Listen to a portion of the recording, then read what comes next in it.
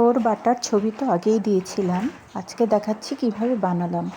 থোড়টা আমি ছোট টুকরো টুকরো করে কেটে তার মধ্যে আদা আর কাঁচা লঙ্কা দিয়ে মিক্সিতে ব্লেন্ড করে নিয়েছি অল্প জল দিয়ে। এরপর ফ্রাই প্যানে তেল গরম করে দিয়ে দিয়েছি কালো জিরে আর তেজপাতা। এবার দিয়ে দেব স্বাদ মতো নুন আর কিছুটা হলুদ।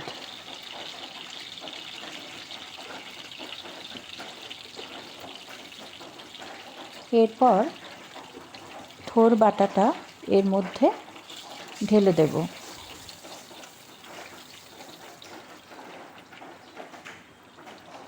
যেহেতু আমি বাটার সময় লঙ্কা দিয়েছিলাম, তাই আর লঙ্কা দিচ্ছি না।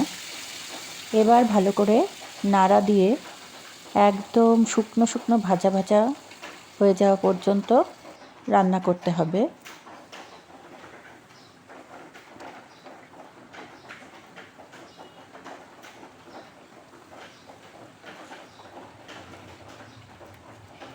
এবার এর মধ্যে আমি দিয়ে দেব অল্প লাল লঙ্কার গুঁড়ো,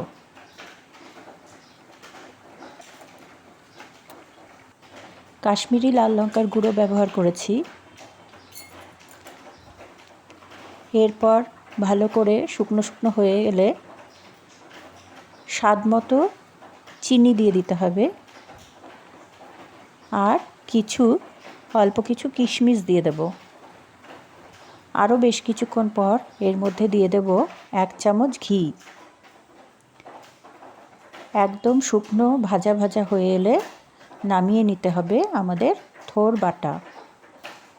রান্নাটা কেমন লাগলো তোমরা অবশ্যই কমেন্টের মাধ্যমে জানিও, আর অবশ্যই ট্রাই করো, এটা খুব ভালো লাগবে।